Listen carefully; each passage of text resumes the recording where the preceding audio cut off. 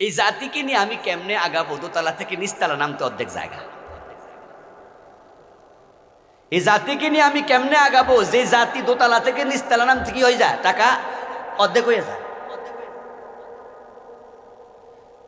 আমি জাস্ট বুঝালাম যে মানুষ মানুষের উপর ভরসা করলে বিশ্বাসঘাতকতা হয়, এমন কিছু 2 নাম্বার লোক পৃথিবীতে আছে না নাই? আছে। এই জন্য আমাদের ভরসাটা কার উপর হওয়া দরকার? সূরা আনকাবুত আল্লাহ তাআলা বলে যে মানুষগুলো আল্লাহকে বন্ধু না বানায়, আল্লাহর উপর ভরসা না কইরা অন্য মানুষের উপর ভরসা করে, কামাসালিল আনকাবুত, তারা হলো মাকড়সার মতো। ইত্তাখাযাত বাইতা, মাকড়সা ঘর বানায়, তবে তার ঘরটা বড় দুর্বল। দুনিয়ার মানুষের উপর ভরসা করো না, কারণ মানুষ বড় দুর্বল। ফেরাউন যখন পানিতে ডুবছে, একা ডুবে নাই, তার সৈন্যসহ ডুবেছে। যে বডিগার্ড এসএসএফ সৈন্যবাহিনী ফেরাউন নিজের সেভ করার জন্য রাখছে, ওই সৈন্য নিজেও ডুবছে, ফেরাউনও ডুবছে। ফেরাউনরে সৈন্য বাঁচাতে পারে না, কারণ আল্লাহর সামনে মানুষের কোনো ক্ষমতা নাই। তাই ভরসা করা দরকার কার উপর?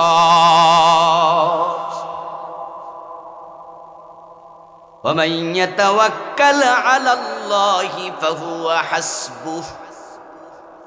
আল্লাহ বলেন যে আমার উপর ভরসা করে, আমি আল্লাহ তার জন্য যথেষ্ট হয়ে যাই। তাহলে আমি শুরুতে আল্লাহর উপর ভরসা করা দরকার। সূরা আনকাবুতের নাম থেকে সামান্য কথা বলছি। এবার যাই সামনে, আয়াত নাম্বার 45। সূরার নাম কি বলেন? অর্থ কি? মাকড়সা। অর্থ কি? মাকড়সা। তাহলে আমরা মাকড়সার জালের মতো হব না, আমরা দুর্বলের উপর ভরসা করব না। ইন্ডিয়ার উপর ভরসা করছিল শেখ হাসিনা, ঠিক না? করছেনি যে ইন্ডিয়ার উপর এমন ভরসা করছে, কঠিন ভরসা। এই জন্য সাবেক পররাষ্ট্রমন্ত্রী বলছিলেন যে আমাদের সাথে ইন্ডিয়ার সম্পর্ক স্বামী স্ত্রীর সম্পর্ক। আপনাদের মনে আসেনি? যারা শুনছেন তারা বলেন না, মনে আসেনি? এখন তারা বিয়া যে বসে তলে তলে, আমরা তো জানতাম না। পররাষ্ট্রমন্ত্রী এটা আবার কইয়া লাইছে যে আমাদের সম্পর্কটা কিসের। তো কেডা স্বামী কেডা স্ত্রী এটা আমরা না বুঝলেও পরে জুলাইয়ের বিপ্লবের পরে বুঝছি, ঠিক না? বউ এখন কার বাড়িতে আছে? জামাইয়ের বাড়িতে আছে, স্বামীর বাড়িতে আছে। ইন্ডিয়ার উপর যে এত ভরসা করলো, ইন্ডিয়াকে বাঁচাইতে পারছে? পারে নাই। এটাই দুনিয়া, এটা আল্লাহর উদাহরণ।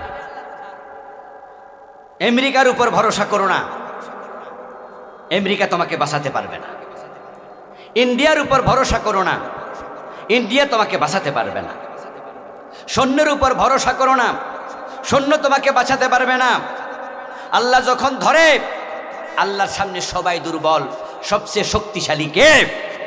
এজন্য আমাদের ভরসা হবে কার উপর? আল্লাহর উপর।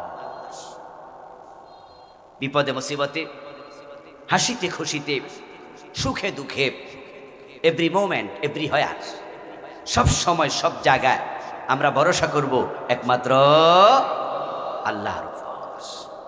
আমি বিপদ দিয়েও পরীক্ষা করি, আমি কল্যাণ দিয়েও পরীক্ষা করি। এক একজনের পরীক্ষা এক এক রকম হয়। ক্লাস 5-এর পরীক্ষা বিসিএস এর সাথে মিলবে? মিলবে না। পরীক্ষা ভিন্ন, পরীক্ষার্থীও ভিন্ন, পরীক্ষকও ভিন্ন। এখন আল্লাহ তাআলা আমাকে আপনাকে এই খারাপ স্বভাব দিয়া বানাইছে।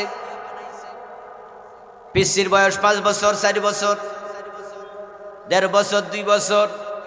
আপনার 4 বছরের বাচ্চা পাশের বাড়ির খালা, পাশের বাড়ির আত্মীয়, বোনের ননদ, তালাতো বোন, খালাতো বোন, ওই 3 বছরের বাচ্চারে কোলে লয়, জড়াইয়া ধরে। এই একটা ইয়াং মাইয়ার কোলে উঠছে, তার বুকের সাথে সে লাগছে।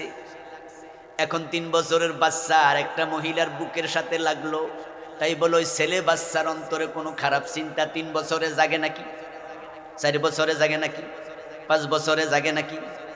কিন্তু এই বাচ্চার বয়স যখন 16 বছর, তখন তো গায়ে লাগা লাগবে না, যদি তাকাইলে তো তার ভিতরে পরিবর্তন চলে আসলো, চিন্তার মাঝে পরিবর্তন। কেন রে? 5 বছর বয়সে তো পরিবর্তনটা ছিল না, এখন আসলো কোত্থেকে? এগুলাই হলো আল্লাহর বানানো পরীক্ষা। এই পরীক্ষা দিয়া ভিতরের মাঝে খারাপ স্বভাব দিয়া আল্লাহ দুনিয়া পাঠায় কইছে খারাপ কাজ করো না। এখন এই খারাপ থেকে কেমনে বাঁচবেন? খারাপ থেকে বাঁচা তো সহজ নয়, তাই আল্লাহ নামাজ ফরজ বানাইছে।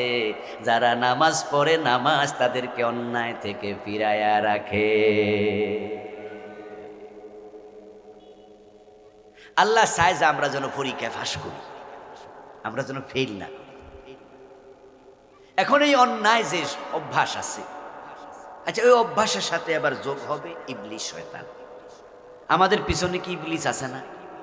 এখন ইবলিস শয়তান যে আমাদের পিছনে লাগিয়া রইল, সে আমাদেরকে প্রতিদিন কি অন্যায়ের জন্য বলে না? এই যে শীতের সকাল, এই শীতকালের সকাল বেলায় আজান যখন হয়, মুয়াজ্জিন বলে আসসালাতু খায়রুম মিনান নাওম, ঘুমের চেয়ে নামাজ ভালো। কিন্তু শয়তান এসে আপনার মাথার চুলের মাঝে হাত বুলায়া কয় না না, এই ঠান্ডার মাঝে নামাজের চেয়ে কম্বল ভালো। শয়তান এসে আপনার পায়ে, আপনার মাথার তালুতে হাত মলে, এইরকম মলে মলে ময়লা ময়লা কয় ঘুমা ঘুমা ঘুমা। দেখবেন যদি কোনো কারণে সারা রাত ঘুমে নাও ধরে, আজানের পরে ঘুমে একটু দৌড়, সারা রাত এপাশ ওপাশ করছেন, ঘুম আসে না। কিন্তু আজান যে মাত্র হয়েছে, এই মাত্র দেখবেন যে কোথা থেকে যে ঘুম আইছে। কারণ আপনার শয়তান, প্রত্যেক মানুষের সাথে একটা করে শয়তান আছে, এবং এই শয়তানটা শয়তান ইয়াজরি মিনান নাসি মাজরাদ দাম। নবীজি বলেন রক্ত যেমন তোমার দেহে চলাচল করে, শয়তান রক্তের মতো শরীরে চলাচল করে। নাউজুবিল্লাহ। এই শয়তান আমাদেরকে পরিচিত করে, নফসে আম্বারা আমাদেরকে পরিচিত করে। এগুলো থেকে বাঁচতে হলে আপনাকে নামাজ পড়া লাগবে। আর যারা নামাজ পড়ে, নামাজ যদি কবুল হয়, কবুল হওয়া নামাজ মানুষকে অন্যায় থেকে ফিরাইয়া রাখে। দুটা মেসেজ সূরা আনকাবুতের 45 নম্বর আয়াতের প্রথম মেসেজ, হে নবী, এই কিতাবে আমি যা নাজিল করেছি এগুলো মানুষকে আপনি তেলাওয়াত করে শোনান। এখন এই কিতাবে আল্লাহ তাআলা নবীজির কাছে যত বিধান নাজিল করছে, নবীজি সাল্লাল্লাহু আলাইহি সাল্লাম কোনো বিধান শোনায় নাই, গোপন রাখছে। এমনকি একটা বিধান আছে, যারা ওয়াজ বোঝেন তারা জবাব দিয়েন, নবীজি লুকাইছে এমন কোন বিধান আছে? সব শুনাইছে, সব শুনাইছে। এ কোরআনে যা আছে, নবীজি সব বলার কারণেই নবীজিকে কাফেররা পাথর পর্যন্ত, এবং তারা তো এসে বলেছিল ও আব্দুল্লাহর বেটা মুহাম্মদ, বলুন সাল্লাল্লাহু, ও আব্দুল্লাহর বেটা মুহাম্মদ, আমাদের দেবতাদের বিরুদ্ধে কথা বলো না। আমরা 360 জন খোদা মানি, আর তুমি আইসা কি বলতেছো আল্লাহ নাকি একজন, লা ইলাহা ইল্লাল্লাহ, আল্লাহ ছাড়া কোনো ইলাহ নাই। তো তাহলে আমাদের 3 খোদা, 360 খোদা, এরা তো বাদ পড়ে গেল।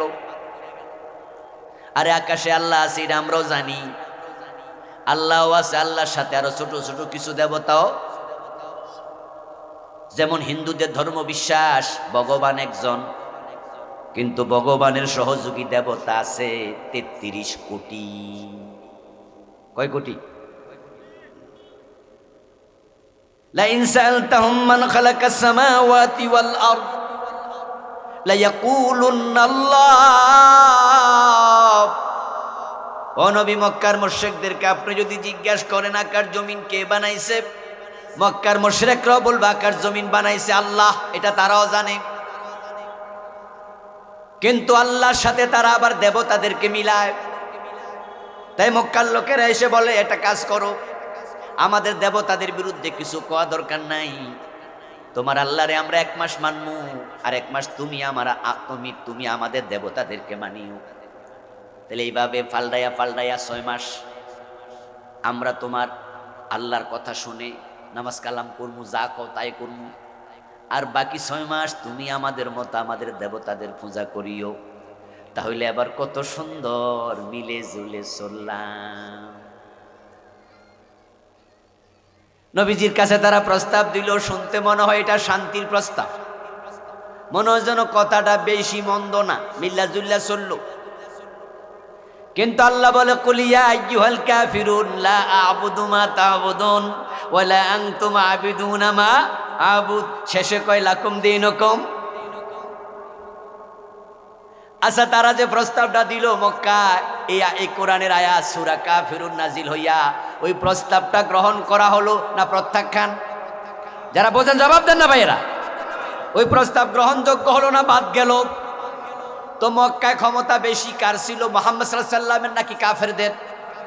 তো ওদের প্রস্তাব যদি বাদ দেয় তাহলে বিপদ না? এখন তারাই তো আবু বকর রে মারবে, ওমর রে মারবে, বেলাল রে মারবে, মুহাম্মদ সাল্লাল্লাহু আলাইহি ওয়াসাল্লামকে মারবে, আর মাইরা কইব তুমি আমাদের কথা মানো না তাই মারতাছি।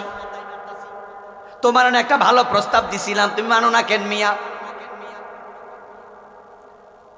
নবীজি সাল্লাল্লাহু আলাইহি সাল্লাম যখন কোরআনের কথা বললেন, কুলু লা ইলাহা ইল্লাল্লাহ তুফলিহু, তোমরা কালেমা পড়ো, ঈমান আনো, লা ইলাহা ইল্লাল্লাহ বললে তোমরা সফল।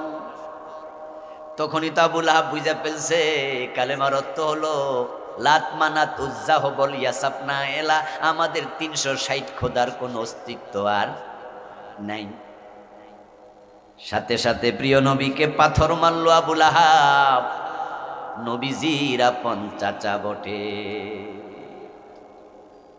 নবীজির আপন চাচা আবু লাহাব পাথর মারল, বলল তাব্বান লাকা ইয়া মুহাম্মাদু আলি হাযা জামাতানা, ও মুহাম্মদ তুমি ধ্বংস হও, তুমি কি এজন্য আমাদেরকে ডেকেছো নাকি?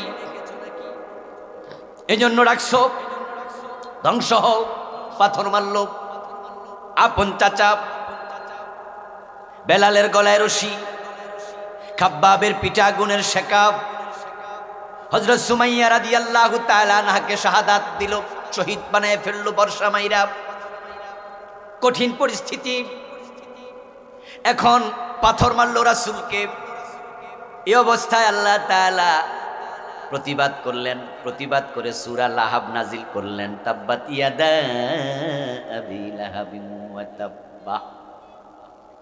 আবু লাহাব, আমার রাসূল ধ্বংস হবে না, বরং তুই নিজে ধ্বংস হ। আচ্ছা বলুন তো, আবু লাহাবের বিরুদ্ধে গজবের বদদোয়া দিয়া, লাআনতের বদদোয়া দিয়া যে সূরা নাজিল হলো, এই সূরা যদি আবু লাহাব শোনে, খুশি হইব না আরো রাগ হইব? অত্যাচার কমাইব না বাড়াইব? তো এই সূরাটা নাজিল করলো আল্লাহ তাআলা ওই পরিস্থিতিতে মক্কাতে। হিজরতের পরে নাজিল হলো তো ওই তো নাকি, তখন মদিনায় গেছে গা, দূরে থাইকা বকাবকি যা করি করি, কিন্তু বাড়ির বইয়া যদি বাড়িওয়ালারে বকে বিপদ না? এখন মক্কার নেতা হলো আবু জাহেল, আবু লাহাব। এখন এখানে যদি সূরা তাব্বাত ইয়াদা রাসূল তেলাওয়াত করে শোনায়, বিপদ বাড়ার সম্ভাবনা আছে না নাই? এবার বলুন তো, এই সূরা কি নবীজি পড়ছে না গোপন করছে? তো কোরআনে যা আছে নবী সব পড়ে, সব বলে। কিন্তু আমাদের বাংলাদেশের আলেমদের মাঝে অনেককেই দেখবেন তারা নামাজ রোজার কথা বলে, হজ যাকাতের কথা বলে, কিন্তু কোরআনের আইনে দেশ চালাইতে হয় এই ওয়াজটা তারা করে না।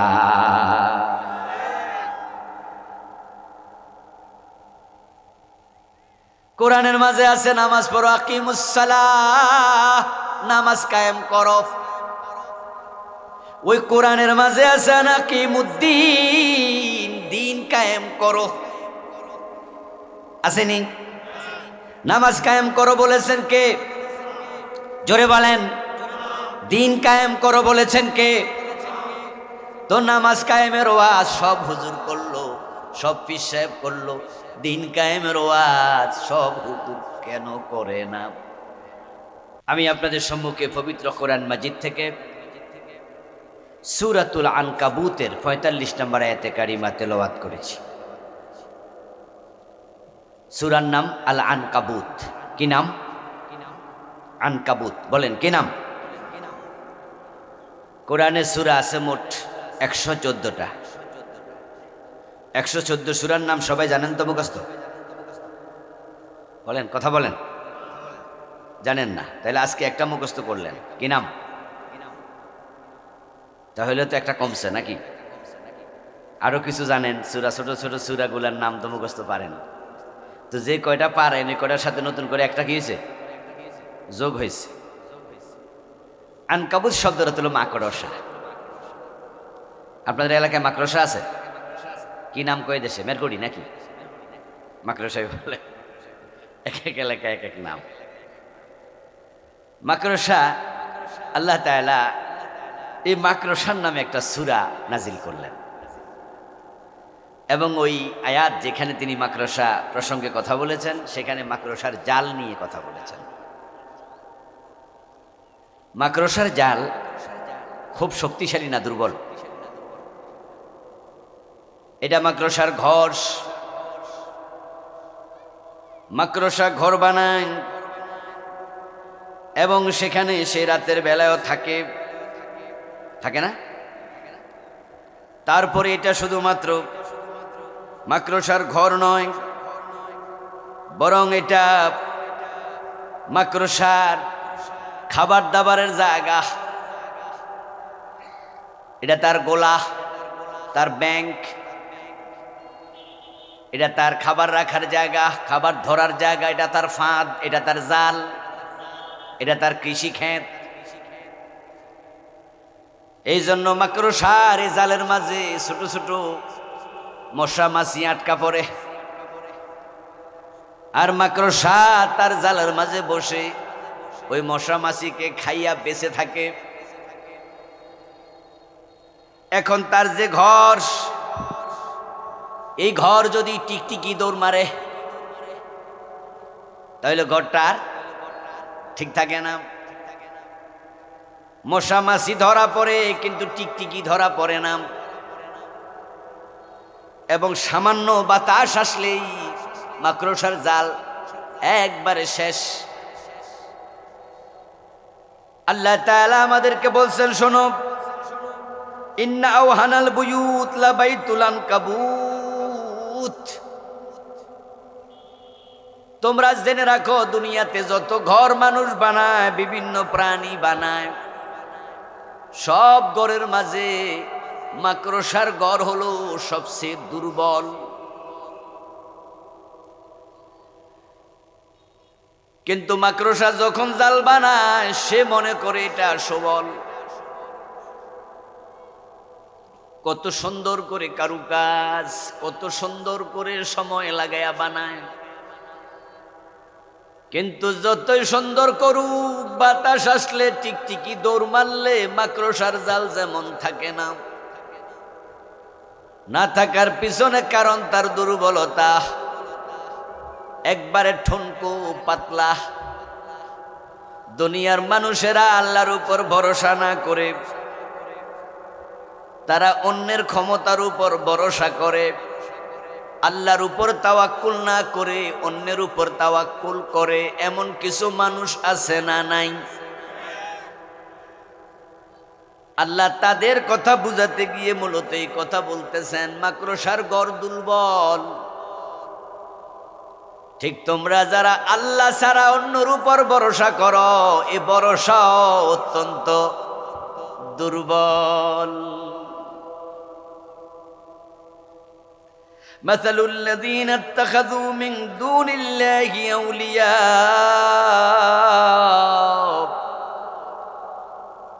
যারা আল্লাহ ছাড়া অন্যকে বন্ধু বানায়। আমাদের বন্ধুকে, চুপ করে থাকেন, আবার বলুন, মোমেনের বন্ধুকে।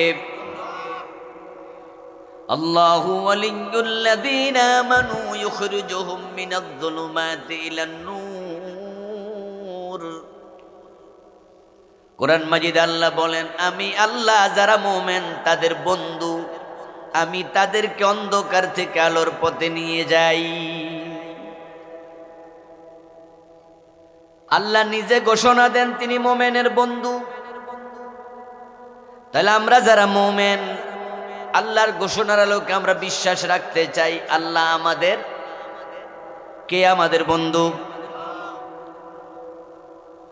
এবং আল্লাহ যার বন্ধু হয় তারা টেনশন থাকার কথা। আল্লাহ এমন এক বন্ধু যিনি কখনো বন্ধুত্বের যে তাওয়াক্কুল, বন্ধুত্বের যে ভরসা, বন্ধুত্বের যে বিশ্বাস, এই বিশ্বাসের সাথে কখনো বিশ্বাসঘাতকতা করবেন।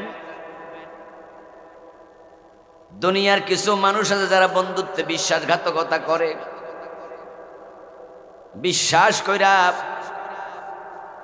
বন্ধুর বাড়িতে বন্ধু বউ রেখা গেছে, বন্ধুর ভাবি আছে, বন্ধুর বউ আছে, বাচ্চা আছে। আরেক বন্ধু বিদেশ যাবে, বলে তোমার বাড়িতে আমার বউ বাচ্চা থাকবে, ভাড়াটিয়া, ওর দোতলা বিল্ডিং, তিনতলা বিল্ডিং। অন্য মানুষের কাছেও ভাড়া দাও, আমার কাছেও ভাড়া দিবা,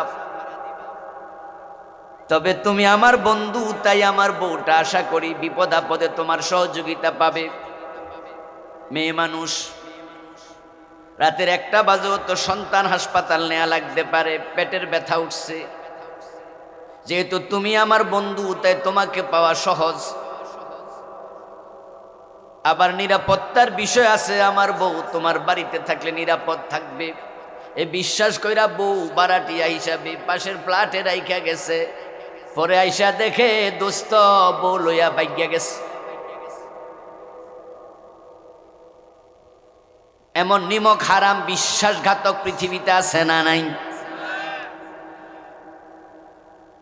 বন্ধু হিসাবে টাকা পাঠাইছে, বিদেশ থেকে বন্ধুর নামে অ্যাকাউন্ট করছে, টাকা পাঠাইছে, নিজের বড় ভাইয়ের নামে টাকা পাঠাইছে। আবার কিছু যুবক আছে নিজের বউয়ের নামে অ্যাকাউন্ট করে টাকা পাঠায়, আছে না? আপন বাবা নিজের বাবার নামে টাকা পাঠাইছে, চাইলে নিজের অ্যাকাউন্টও টাকা জমাইতে পারত, কিন্তু বন্ধুর নামে, ভাইয়ের নামে, বউয়ের নামে, বাবার নামে অ্যাকাউন্ট করে টাকা পাঠায়।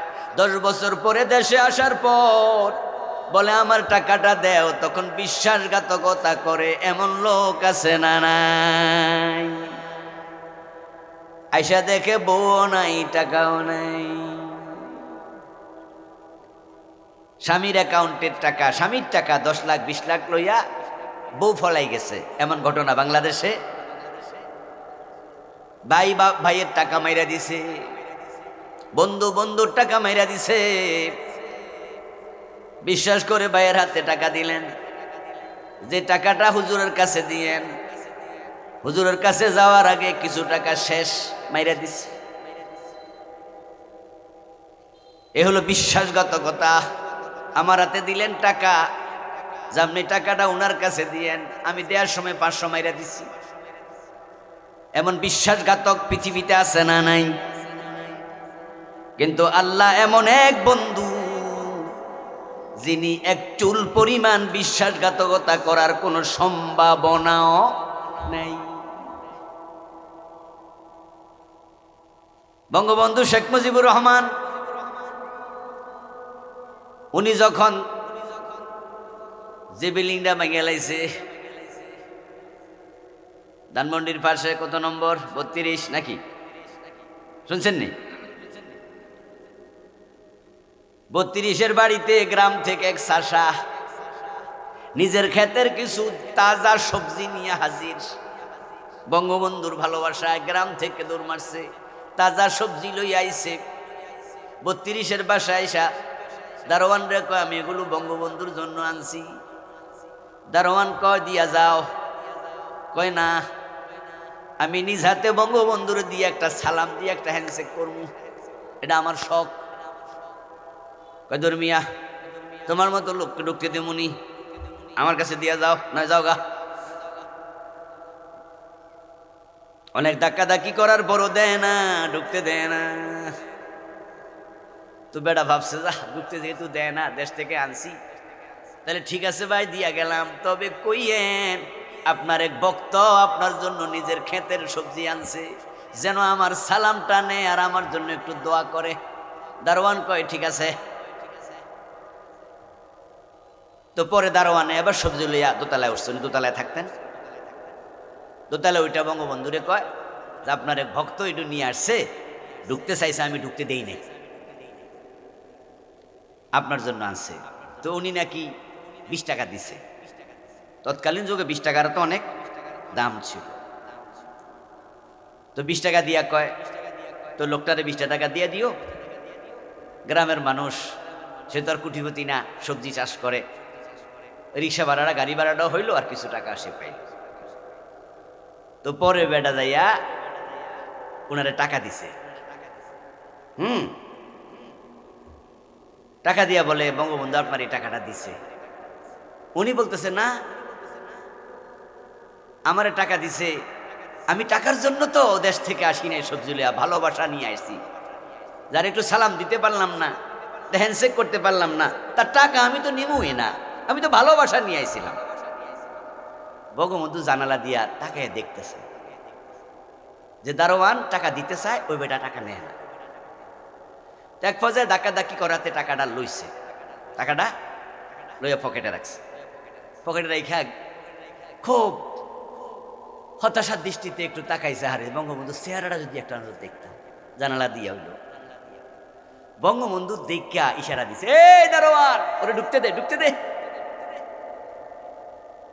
এবার ঢুকতে দিছে, বেটা উপর উঠছে, উপর উঠটা হ্যান্ডশেক করছে, সালাম দিছে, দিয়ে বঙ্গবন্ধু আপনারে দেখার জন্য আমি আসছি, আমার মনটা ভরে গেছে, তবে খালি হাতে কেমনে আসি, আমি কৃষক মানুষ, তাই নিজের ক্ষেতের সবজি আনছি, তবে আপনি যে টাকা দিচ্ছেন এতে আমি একটু দুঃখ পাইছি।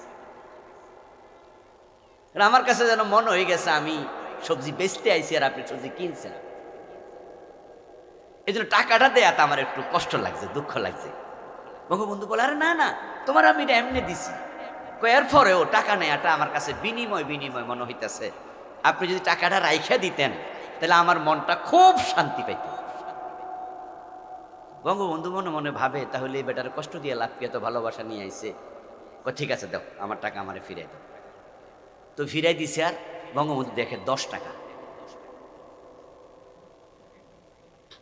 দিছিল। কয় টাকা? কি রে কথা বোঝে না লোকেরা। তো বঙ্গবন্ধু বলতেছে আর মিয়া দিলে ফুরাটা দেও, নিলে ফুরাটা নেও। তখন এবার ওই সবজিওয়ালা কয় বুঝলাম না, কয় আমি তো তোমার 20 টাকা দিছি, তো তুমি 10 টাকা রাইখা যদি কও যে আমি টাকা না নিলে খুশি, হইল নি কথাটা। এবার সবজিওয়ালা কয় আমার তো দারোয়ান 10 টাকা দিছে। এবার দারোয়ানটা ডাকছে, দারোয়ান এদিকে আয়, কিরে তোর কাছে কত দিছিলাম? দারোয়ান তো ধরা বেড়ে গেছে, ধরা বেড়ে কয় স্যার মাফ করে দিয়ে, চা খাওয়ার লাগে আমি 10 টাকা রাখিয়ে দিছি। বঙ্গবন্ধু নাকি আফসোস করে বলেছিলেন, এই জাতিকে নিয়ে আমি কেমনে আগাবো, দোতলা থেকে নিচতলা নামতে অর্ধেক জায়গা। এই জাতিকে নিয়ে আমি কেমনে আগাবো, যে জাতি দোতলা থেকে নিচতলা নামতে কি হয়ে যায়, টাকা অর্ধেক হয়ে যায়। আমি জাস্ট বুঝালাম যে মানুষ মানুষের উপর ভরসা করলে বিশ্বাসঘাতকতা হয়, এমন কিছু 2 নাম্বার লোক পৃথিবীতে আছে না নাই? আছে। এই জন্য আমাদের ভরসাটা কার উপর হওয়া দরকার? সূরা আনকাবুত আল্লাহ তাআলা বলে যে মানুষগুলো আল্লাহকে বন্ধু না বানায়, আল্লাহর উপর ভরসা না কইরা অন্য মানুষের উপর ভরসা করে, কামাসালিল আনকাবুত, তারা হলো মাকড়সার মতো। ইত্তাখাযাত বাইতা, মাকড়সা ঘর বানায়, তবে তার ঘরটা বড় দুর্বল। দুনিয়ার মানুষের উপর ভরসা করো না, কারণ মানুষ বড় দুর্বল। ফেরাউন যখন পানিতে ডুবছে, একা ডুবে নাই, তার সৈন্য সহ ডুবেছে। যে বডিগার্ড এসএসএফ সৈন্যবাহিনী ফেরাউন নিজের সেভ করার জন্য রাখছে, ওই সৈন্য নিজেও ডুবছে, ফেরাউনও ডুবছে। ফেরাউনের সৈন্য বাঁচাতে পারে না, কারণ আল্লাহর সামনে মানুষের কোনো ক্ষমতা নাই। তাই ভরসা করা দরকার কার উপর?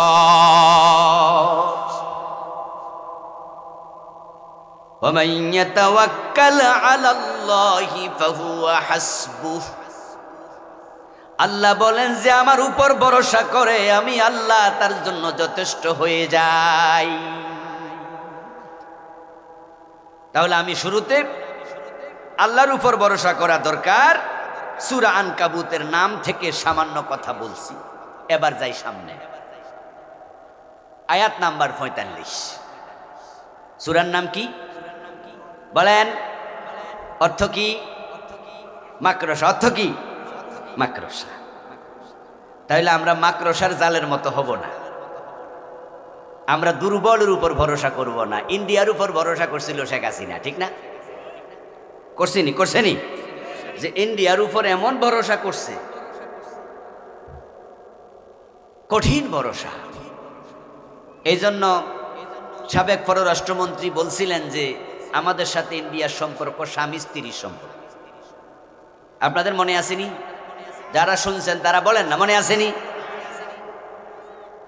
এখন তারা বিয়া যে বসে তলে তলে, আমরা তো জানতাম না। পররাষ্ট্রমন্ত্রী এটা আবার কইয়া লাইছে যে আমাদের সম্পর্কটা কিসের। তো কেডা স্বামী কেডা স্ত্রী এটা আমরা না বুঝলেও পরে জুলাইয়ের বিপ্লবের পরে বুঝছি, ঠিক না? বউ এখন কার বাড়িতে আছে? জামাইয়ের বাড়িতে আছে, স্বামীর বাড়িতে আছে। ইন্ডিয়ার উপর যে এত ভরসা করলো, ইন্ডিয়াকে বাঁচাইতে পারছে? পারে নাই। এটাই দুনিয়া, এটা আল্লাহর উদাহরণ। আমেরিকার উপর ভরসা করো না, আমেরিকা তোমাকে বাঁচাতে পারবে না। ইন্ডিয়ার উপর ভরসা করো না, ইন্ডিয়া তোমাকে বাঁচাতে পারবে না। সৈন্যের উপর ভরসা করো না, সৈন্য তোমাকে বাঁচাতে পারবে না। আল্লাহ যখন ধরে, আল্লাহর সামনে সবাই দুর্বল, সবচেয়ে শক্তিশালী কে? এই জন্য আমাদের ভরসা হবে কার উপর? আল্লাহর উপর।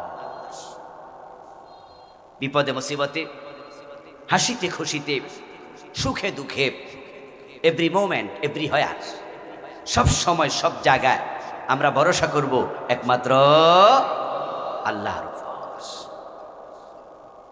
সূরা আনকাবুতের 45 নম্বর আয়াতে কারিমাতে আল্লাহ তাআলা যে মেসেজ দিলেন,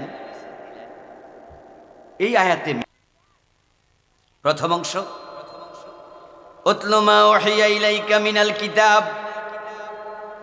হে প্রিয় নবী, এ কোরআন থেকে আপনার উপরে যা নাজিল করা হলো এটা আপনি তেলাওয়াত করুন, আপনি পড়ুন, আপনি মানুষকে শোনান।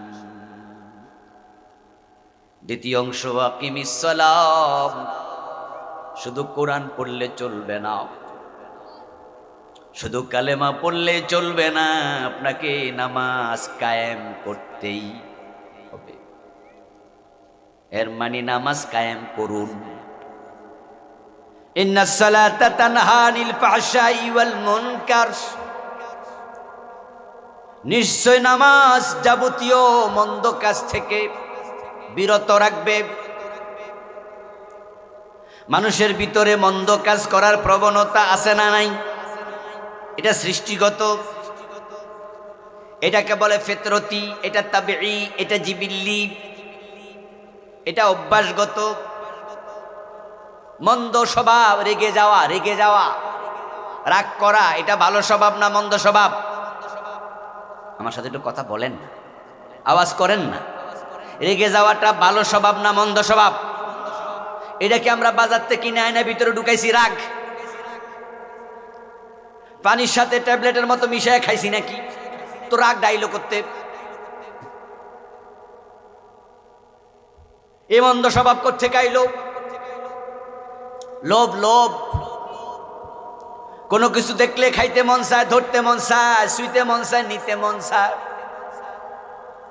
বাচ্চার বয়স 6 মাস, 7 মাস, 8 মাস, ওই 8 মাসের বাচ্চা, তার সামনে দেখবেন আপনি চকলেট খাইয়েন, আপনি কিছু মুখে দিলে দেখবেন বাচ্চাটাও আপনার দিকে তাকায়া তাকায়া সে তার জিহ্বা নাড়বে, ঠিক না? শুধু জিহ্বা নাড়বে না, আপনার দইরা চাইবো, দইরা লাগবে, আপনার ধরতে চাইব, দইরা যদি আপনি দেন দেখবেন যে দইরাই তাড়াতাড়ি মুখে দিয়ে দিবে। এই যে খাওয়ার লোভ, এটা কি বাজার থেকে কিনে আনছে? তো লোভ আসলো করতে। আমার দোস্ত মাত্র 6 মাস 5 মাস বয়স, শুয়ে শুয়ে থাকে, কোলে উঠতে পারে না এখনো, এমনি কোলে লওয়া লাগে, এত ছোট। ওই পিসিও দেখবেন যখন ক্ষুধা লাগে তখন খাটের মাঝে শোয়া অবস্থায় আস্তে করে প্রথমে হালকা কান্দে, মিসকল দেয়, মারে মারে, আস্তে করে ওয়াও ওয়াও কইয়া মিসকল দেয়, মানে বুঝায় মা আমার দুধ দেও। যখন মা কামে ব্যস্ত আসে না তখন ওয়াও ওয়াওয়ের জায়গায় একটু জোরে জোরে কান্দে। যদি দেখে আসে না এমন কান্দা দে, মা ইসা কোলে লইল আর কান্দন থামে না। মা আইসা ধইরা কোলে লইয়া বাবারে সোনারে কইয়া বুকের লগে মুখ লাগায়, তারপরও খায় না, এমনি খায়। দেখেন নাই এরি বাবারে 3 মাসের বাচ্চা দেখি জিদ দেখায়, দেখছেন? মনে হয় যেন এই বেড়ি হাতের কামলা নাকি লক্ষণটা এরকম দেখাইতেছে না, মানে বুঝাইতেছে আমারে দিলা না কেন। আচ্ছা এই ফিসি বাচ্চা 4 মাস 5 মাস বয়সে জিদ চাইলো কই? ও দোস্ত, জিদ, লোভ, কাম, ক্রোধ, হিংসা এগুলো মানুষের সৃষ্টিগত অভ্যাস। এগুলো আল্লাহ মানুষের ভিতরে দিছে, দিয়ে মানুষকে পরীক্ষায় ফেলে দিল, দেখি লোভে অন্যায় করে নাকি লোভ দমন করে। দারিদ্রতা দিছে, পরীক্ষায় ফেলে দিল, দেখি ধৈর্য ধরে না হারাম খায়। কোটি টাকার মালিক বানায়া পরীক্ষা করে, দেখি জাকাত দেয় না কৃপণতা করে। আপনাকে ক্ষমতাহীন বানায়া পরীক্ষা করে, দেখি ক্ষমতা হারায়া সে আমার সাথে কি আচরণ করে। আবার যার এমপি মন্ত্রী বানায় তার ক্ষমতা দিয়া পরীক্ষা করে, দেখি ক্ষমতার অপব্যবহার করে কিনা। এই পুরাটা জীবন পরীক্ষার জায়গা, দুনিয়াটা হলো সবার জন্য পরীক্ষার হল।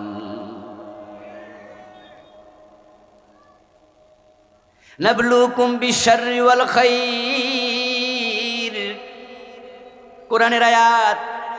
আমরা তো শুধু বিপদ মুসিবতকে পরীক্ষা মনে করি, কিন্তু আল্লাহ বলে না, নাবলুকুম বিশররি ওয়াল খাইর, আমি বিপদ দিয়াও পরীক্ষা করি, আমি কল্যাণ দিয়াও পরীক্ষা করি। এক একজনের পরীক্ষা এক এক রকম হয়। ক্লাস 5-এর পরীক্ষা বিসিএস এর সাথে মিলবে? মিলবে না। পরীক্ষা ভিন্ন, পরীক্ষার্থীও ভিন্ন, পরীক্ষকও ভিন্ন। এখন আল্লাহ তাআলা আমাকে আপনাকে এই খারাপ স্বভাব দিয়া বানাইছে। পিসির বয়স 5 বছর, 4 বছর, 1.5 বছর, 2 বছর। আপনার 4 বছরের বাচ্চা পাশের বাড়ির খালা, পাশের বাড়ির আত্মীয়, বোনের ননদ, তালাতো বোন, খালাতো বোন, ওই 3 বছরের বাচ্চারে কোলে লয়, জড়াইয়া ধরে।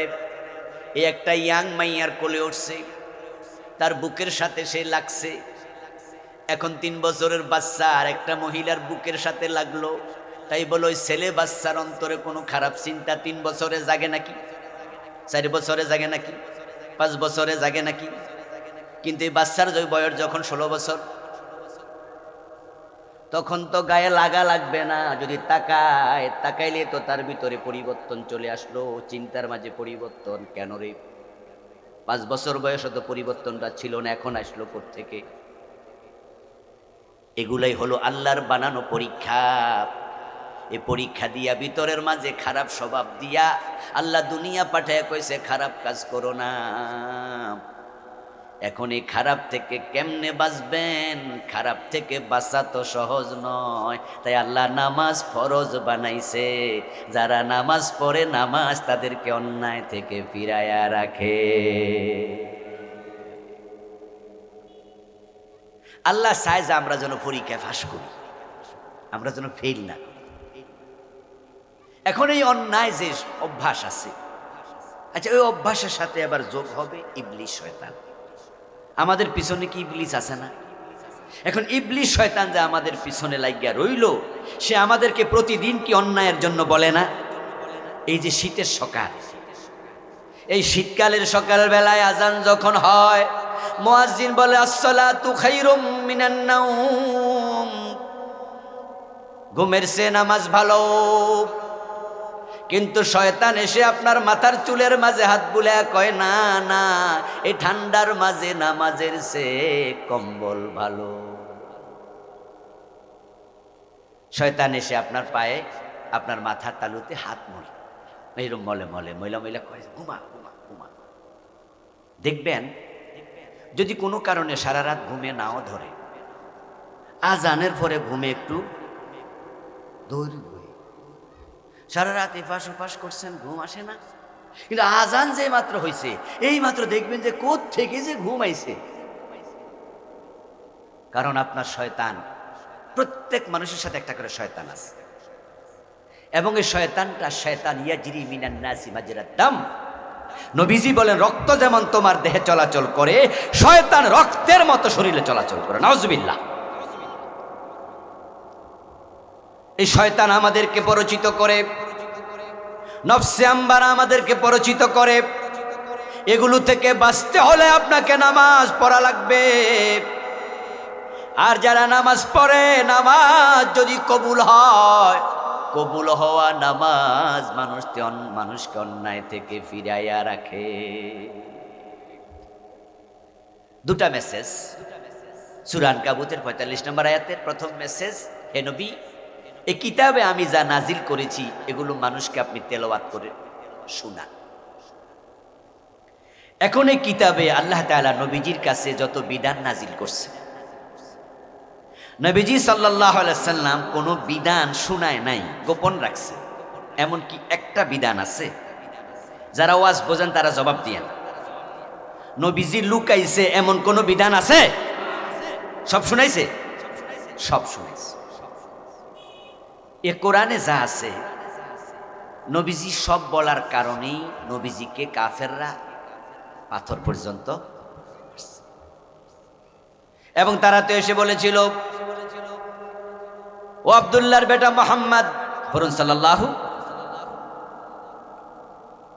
ও আব্দুল্লাহর বেটা মুহাম্মদ, আমাদের দেবতাদের বিরুদ্ধে কথা বলো না। আমরা ৩৬০ জন খোদা মানি, আর তুমি আইসা কি বলতেছো আল্লাহ নাকি একজন, লা ইলাহা ইল্লাল্লাহ, আল্লাহ ছাড়া কোনো ইলাহ নাই। তো তাহলে আমাদের ৩৬০ খোদা, এরা তো বাদ পড়ে গেল। আরে আকাশে আল্লাহ আছে এটা আমরাও জানি, আল্লাহ আছে, আল্লাহর সাথে আরো ছোট ছোট কিছু দেবতাও। যেমন হিন্দুদের ধর্ম বিশ্বাস ভগবান একজন, কিন্তু ভগবানের সহযোগী দেবতা আছে ৩৩ কোটি। কয় কোটি? লা ইন সাআলতাহুম মান খালাকাস সামাওয়াতি ওয়াল আরদ লা ইয়াকুলুন্না আল্লাহ। ও নবী, মক্কার মুশরিকদেরকে আপনি যদি জিজ্ঞাসা করেন আকাশ জমিন কে বানাইছে, মক্কার মুশরিকরাও বলবে আকাশ জমিন বানাইছে আল্লাহ, এটা তারাও জানে। কিন্তু আল্লাহর সাথে তারা আবার দেবতাদেরকে মিলায়। তাই মক্কার লোকেরা এসে বলে, এটা কাজ করো, আমাদের দেবতাদের বিরুদ্ধে কিছু কোয়া দরকার নাই, তোমার আল্লাহরে আমরা 1 মাস মানবো, আর 1 মাস তুমি আমাদের দেবতাদেরকে মানিও। তাহলে এইভাবে ফালদাইয়া 6 মাস আমরা তোমার আল্লাহর কথা শুনে নামাজ কালাম করবো, যা কও তাই করবো, আর বাকি 6 মাস তুমি আমাদের মতো আমাদের দেবতাদের পূজা করিও। তাহলে আবার কত সুন্দর মিলে জুলে চললাম। নবীজির কাছে তারা প্রস্তাব দিল, শুনতে মনে হয় এটা শান্তির প্রস্তাব, মনে হয় যেন কথাটা বেশি মন্দ না, মিল্লা জুল্লা চলল। কিন্তু আল্লাহ বলে, কুল ইয়া আইয়ুহাল কাফিরুন লা আ'বুদু মা তা'বুদুন ওয়া লা আনতুম আ'বিদুনা মা আ'বুদ। শেষে কয় লাকুম দীনুকুম। আচ্ছা, তারা যে প্রস্তাবটা দিল মক্কা, এই কোরআনের আয়াত সূরা কাফিরুন নাজিল হইয়া ওই প্রস্তাবটা গ্রহণ করা হলো না প্রত্যাখ্যান? যারা বোঝেন জবাব দেন না ভাইয়েরা। ওই প্রস্তাব গ্রহণযোগ্য হলো না, বাদ গেল। তো মক্কায় ক্ষমতা বেশি কার ছিল, মুহাম্মদ সাল্লাল্লাহু আলাইহি ওয়াসাল্লামের নাকি কাফেরদের? তো ওদের প্রস্তাব যদি বাদ দেয় তাহলে বিপদ না? এখন তারাই তো আবু বকর রে মারবে, ওমর রে মারবে, বেলাল রে মারবে, মুহাম্মদ সাল্লাল্লাহু আলাইহি ওয়াসাল্লামকে মারবে। আর মাইরা কইব তুমি আমাদের কথা মানো না তাই মারতাছি। তোমার একটা ভালো প্রস্তাব দিছিলাম, তুমি মানো না কেন মিয়া? নবীজি সাল্লাল্লাহু আলাইহি ওয়াসাল্লাম যখন কোরআনের কথা বললেন, কুলু লা ইলাহা ইল্লাল্লাহ তুফলিহু, তোমরা কালেমা পড়ো, ঈমান আনো, লা ইলাহা ইল্লাল্লাহ বললে তোমরা সফল। তখনই তো আবু লাহাব বুঝে ফেলছে কালেমার অর্থ হলো লাত মানাত উজ্জা হবল ইয়াসাফনা এলা, আমাদের 360 খোদার কোনো অস্তিত্ব আর নাই। সাথে সাথে প্রিয় নবীকে পাথর মারল আবু লাহাব, নবীজির আপন চাচা বটে। নবীজির আপন চাচা আবু লাহাব পাথর মারল, বলল তাব্বান লাকা ইয়া মুহাম্মাদু আলি হাযা জামাতানা, ও মুহাম্মদ তুমি ধ্বংস হও, তুমি কি এজন্য আমাদেরকে ডেকেছো নাকি? এজন্য ডাকছো? ধ্বংস হও। পাথর মারল আপন চাচা। বেলালের গলায় রশি, খাব্বাবের পিঠে আগুনের শেকা। হযরত সুমাইয়া রাদিয়াল্লাহু তাআলা আনহাকে শাহাদাত দিল, শহীদ বানায় ফেলল বর্ষা মাইরা। কঠিন পরিস্থিতি। এখন পাথর মারল রাসূলকে। এই অবস্থায় আল্লাহ তাআলা প্রতিবাদ করলেন। প্রতিবাদ করে সূরা লাহাব নাজিল করলেন, তাব্বাত ইয়াদা আবি লাহাবিন ওয়া তাব্বা। আবু লাহাব, আমার রাসূল ধ্বংস হবে না, বরং তুই নিজে ধ্বংস হ। আচ্ছা বলুন তো, আবু লাহাবের বিরুদ্ধে গজবের বদদোয়া দিয়া, লাআনতের বদদোয়া দিয়া যে সূরা নাজিল হলো, এই সূরা যদি আবু লাহাব শোনে, খুশি হইব না আরো রাগ হইব? অত্যাচার কমাইব না বাড়াইব? তো এই সূরাটা নাজিল করলো আল্লাহ তাআলা ওই পরিস্থিতিতে মক্কাতে। হিজরতের পরে নাজিল হলো তো ওই তো নাকি, তখন মদিনায় গেছে গা, দূরে থাইকা বকাবকি যা করি করি, কিন্তু বাড়ির বইয়া যদি বাড়িওয়ালারে বকে বিপদ না? এখন মক্কার নেতা হলো আবু জেহেল, আবু লাহাব। এখন এই আনে যদি সূরা তাব্বাত ইয়াদা রাসূল তেলাওয়াত করে শোনায়, বিপদ বাড়ার সম্ভাবনা আছে না নাই? এবার বলুন তো, এই সূরা কি নবীজি পড়ছে না গোপন করছে? তো কোরআনে যা আছে নবী সব পড়ে, সব বলে। কিন্তু আমাদের বাংলাদেশের আলেমদের মাঝে অনেককেই দেখবেন তারা নামাজ রোজার কথা বলে, হজ যাকাতের কথা বলে, কিন্তু কোরআনের আইনে দেশ চালাইতে হয় এই ওয়াজটা তারা করে না।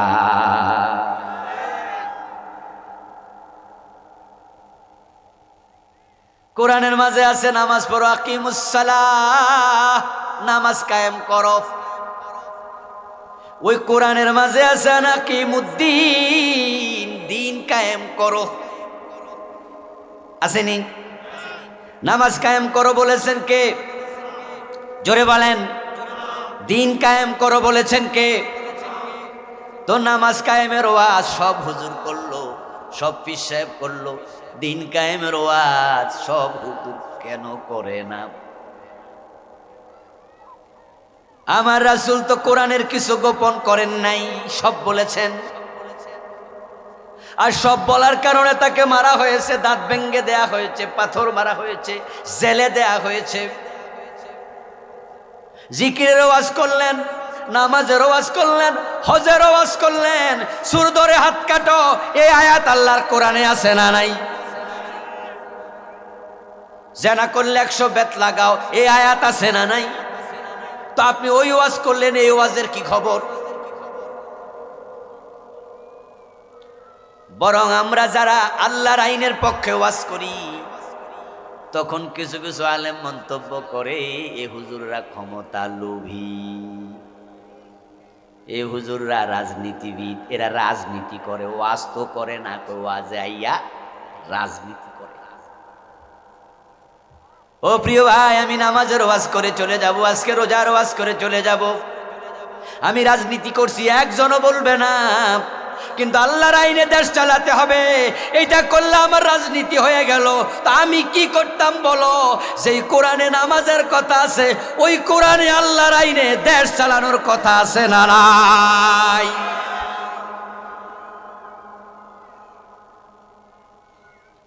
এখন যদি আমি কিছু বলি আর কিছু না বলি, তাহলে তো আমি ওহি লুকাইলাম, ওহি গোপন করলাম। আপনাদেরকে আমি জিজ্ঞাসা করতে চাই, ওহি গোপন করার কোনো সুযোগ আছে? সুযোগ আছে? ওহি যারা গোপন করবে আল্লাহ তাদেরকে ছাড়বে।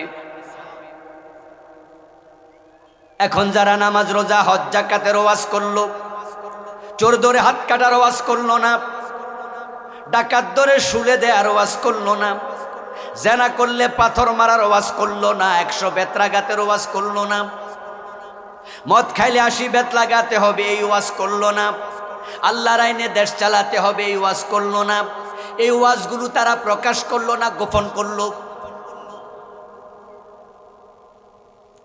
যে আলেম, যে ওলামা, যে পীর, যে বুজুর্গ, যে খতিব, যে বক্তা, যে আলেম ওহি গোপন করে, তাদের ব্যাপারে আল্লাহর বক্তব্য কি শুনুন। সূরা বাকারা 159 নম্বর আয়াতে আল্লাহ তাআলা এই কথা বলেছেন, ইন্নাল্লাযীনা ইয়াকতুমুনা মা আনজালনা মিনাল বায়্যিনাতি ওয়াল হুদা, নিশ্চয় যারা গোপন করলো আমার সেই কথাগুলো যা আমি এই কোরআনে নাজিল করেছি, মিন বাদি মা বায়্যানাহু লিন-নাস, যেগুলো আমি আবার মানুষের জন্য নবীর মাধ্যমে বর্ণনা করছি, ফিল কিতাব, এই কিতাবের মাঝে। কিন্তু তারা সব না বইলা কিছু লুকাইছে, গোপন করছে। উলাইকা ইয়ালআনুহুমুল্লাহ, এই মানুষগুলোর উপরে আল্লাহ কয় তাদের উপর আমার লানত করুন। উলাইকা ইয়ালআনুহুমুল্লাহু ওয়া ইয়ালআনুহুমুল লাঈনুন, যারা ওহি কিছু বলে কিছু লুকায়, আল্লাহ কয় আমি যাদেরকে লানত করি, যত লানতকারী আছে আমি লানত করি। শুধু আমি লানত করি না, আমার ফেরেশতাদেরকেও বলি তোরাও লানত দে। লানত মানে অভিশাপ, গজবের বদদোয়া। লানত মানে আল্লাহর রহমত থেকে দূরে সরে যাওয়া। এবার যারা ইসলামের কিছু বলবে কিছু বলবে না, তাদেরকে লানত দিয়েছেন কে? এখন আমি যদি সব কইতে যাই তাহলে তো আপনারা বলবেন হুজুর বালানা। এখন আপনাদের কথা মানতে গেলে আল্লাহর লানতের মুখোমুখি হওয়া লাগে। আল্লাহর আইনের কথা বলার কারণে কত আলেমকে জেলে যাওয়া লেগেছে। আল্লামা সাইদি রহমতুল্লাহি আলাই কোন অপরাধে উনি 13 বছর জেল খাটলেন? আসলে উনি দর্শনকারী ছিলেন। আল্লামা সাইদি কি মানুষের বাড়িতে আগুন লাগাইছে? উনি হত্যাকারী, যুদ্ধ অপরাধী। আরে 71-এ তিনি তো কোনো রাজনীতি দলের কর্মী ছিলেন না। এবং 71-এর এই সমস্ত কাদা ওনার গায়ে লাগে নাই। উনি ওনার সন্তানের লাশ সামনে রেখে, যখন বুলবুল সাইদি মারা গেল, ওই জানাজার নামাজে আমি হুজুরের সামনে ছিলাম।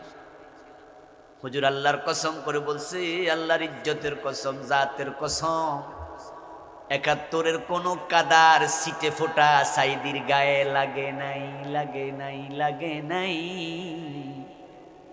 আসলে যারা উনারে জেলে দিছে তারাও জানে উনি খুনি না, দর্শনকারী না, অপরাধ। শুধু আল্লাহর জমিনে আল্লাহর আইনের কথা সিংহের মতো হুঙ্কার দিয়ে বলতে।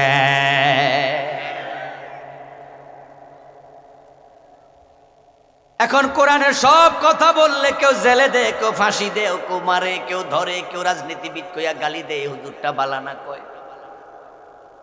কিন্তু এখন যদি আপনাদের সাথে আমি একমত হই, ঠিক আছে, আমিও শুধু নামাজ রোজা হজ যাকাতের ওয়াজ করব, তাইলে জেলও দিব না, ফাঁসিও দিব না, হুজুর বালানা এটাও কইব না, বরং কইব এই হুজুরটা খুব সুন্দর ওয়াজ করে, আমরা কারো গায়ে পড়ে আওয়ামী লীগও খুশি, বিএনপিও খুশি, এনসিপিও খুশি, জাতীয় পার্টিও খুশি।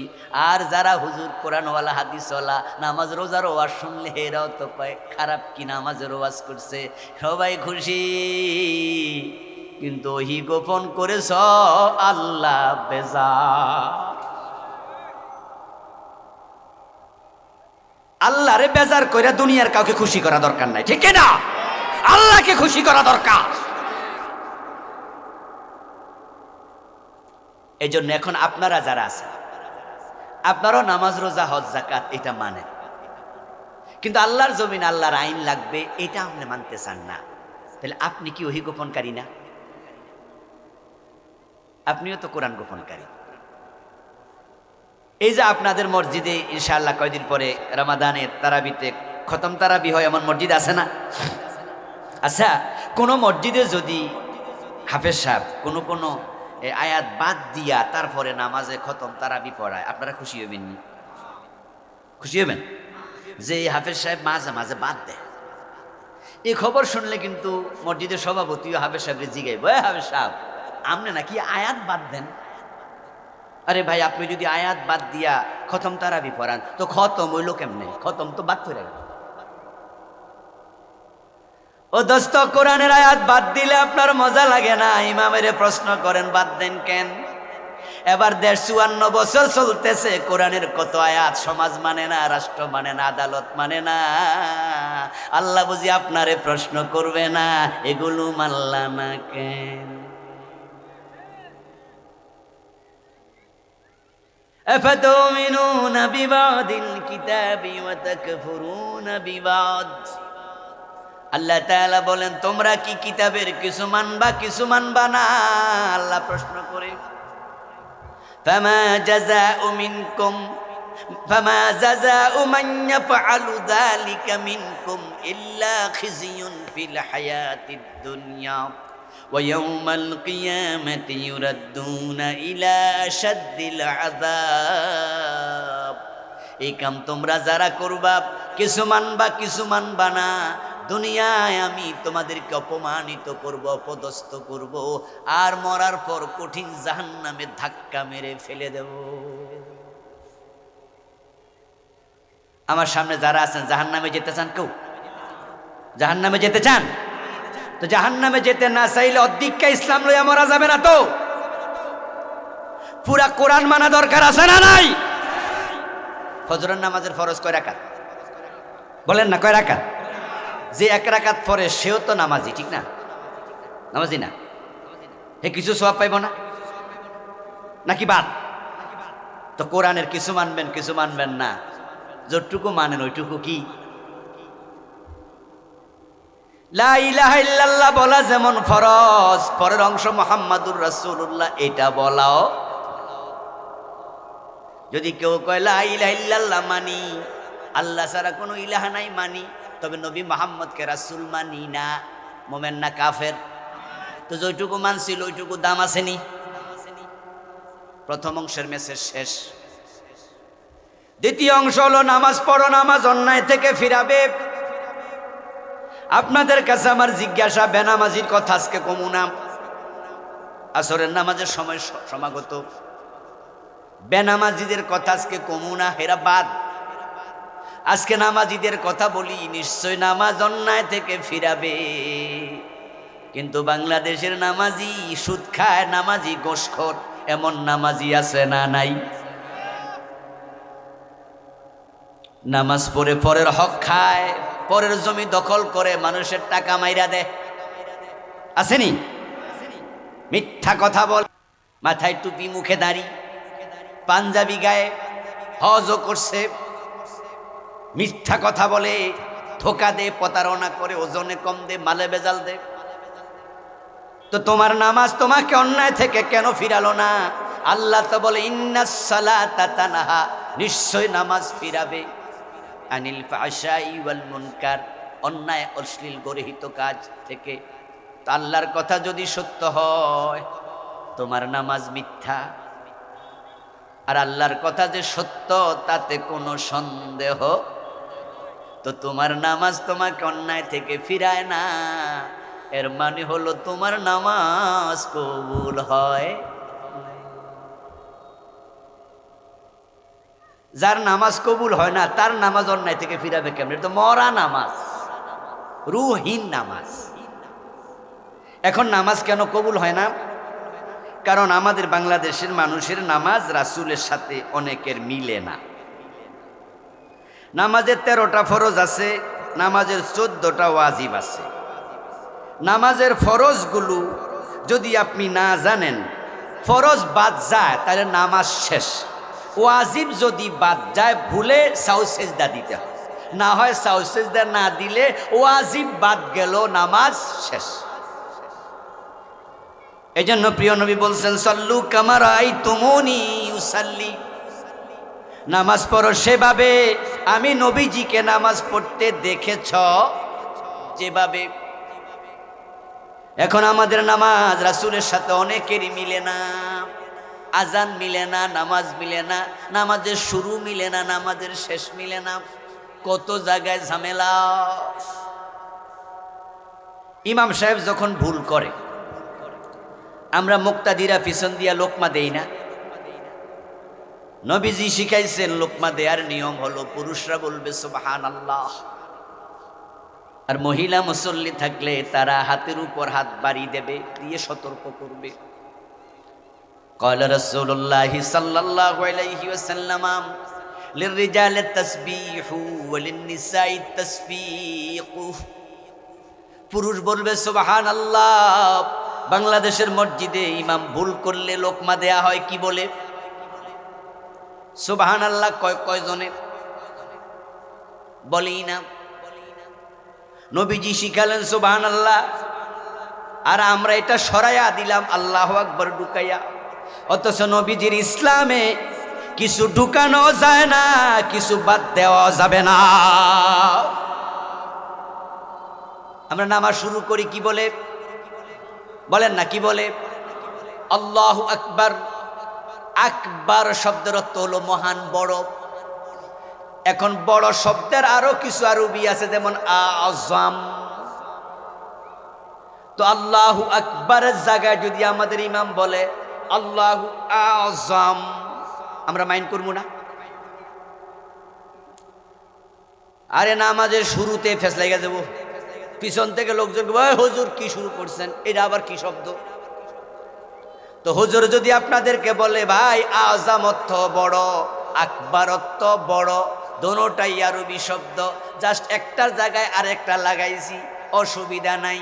আপনারা বলবেন আপনার যুক্তি চলবে না, আমার রাসূল যাহা বলে নাই তা বলা যাবে না, ঠিক না? নবীজি সাল্লাল্লাহু আলাইহি ওয়াসাল্লাম নামাজে দাঁড়াইছেন,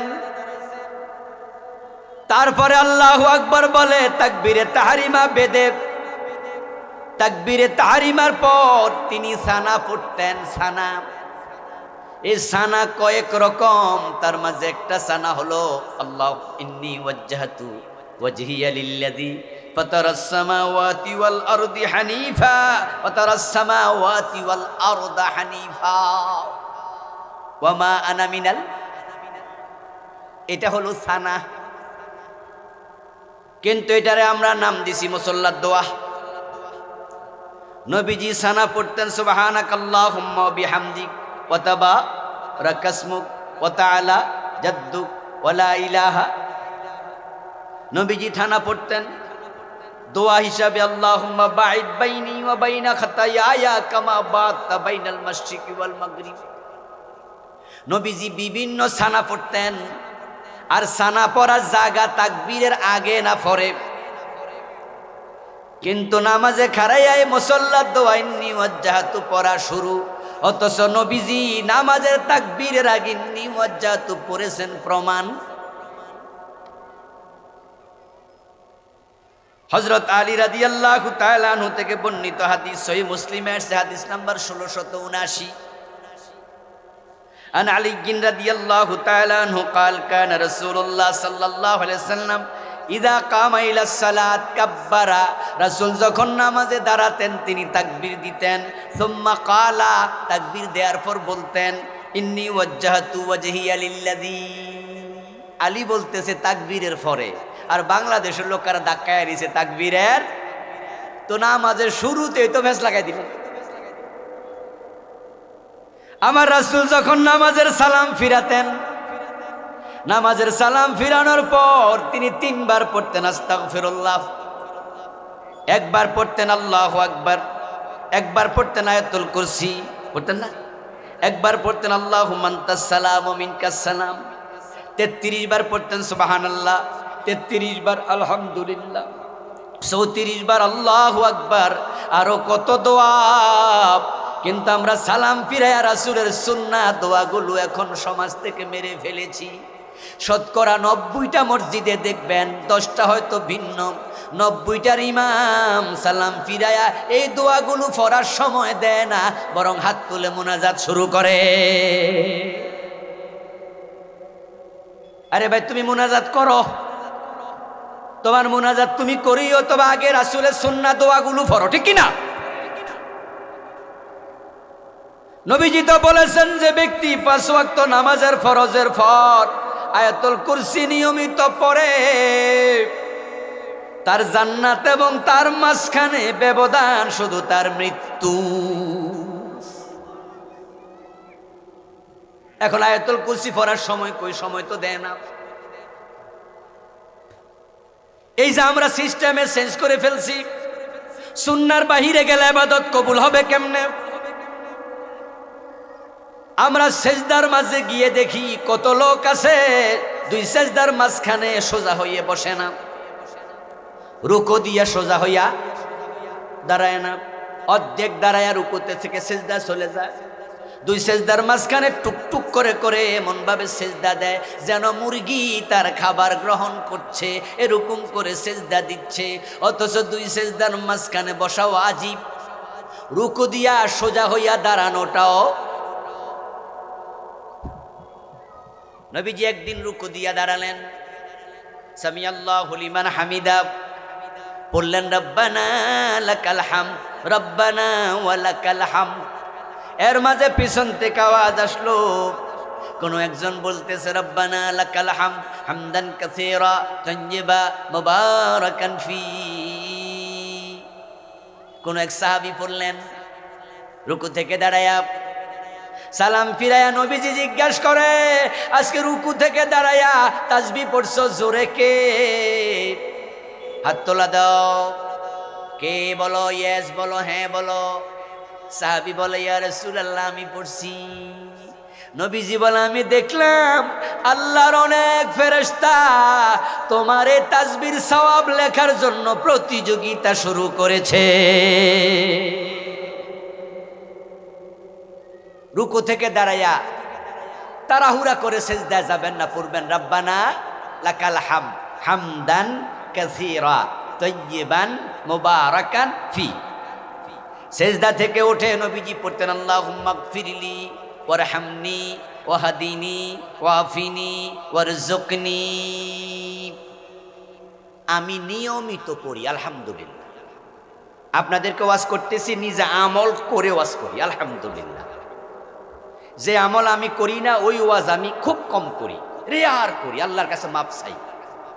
কারণ যেটা আমি মানি না সে ওয়াজ করলে আল্লাহ বক্তার জিহ্বা কেটে দেয়। লিমা তাকুলুনা মালা তাফআলুন কাবুরা মাকতান ইনদাল্লাহ। সূরা সফে আল্লাহ বলছে, যা তুমি মানো না তা তুমি করো না, করলে এটা আল্লাহর কাছে জঘন্য গুনাহ। তাহলে আমি যে আমলটা করি সেটার ওয়াজ করি আলহামদুলিল্লাহ, সব ওয়াজি আলহামদুলিল্লাহ। এই যে আমি আপনাদেরকে দিন কায়েমের কথা বলি, ক্লাস 6 থেকে এই আন্দোলনের সাথে আমি আছি আজ পর্যন্ত। এই 17 বছরে জালেম সরকার কত জায়গায় আমারে নিষিদ্ধ করছে, মনোহরদিও নিষিদ্ধ ছিলাম, ঠিক না?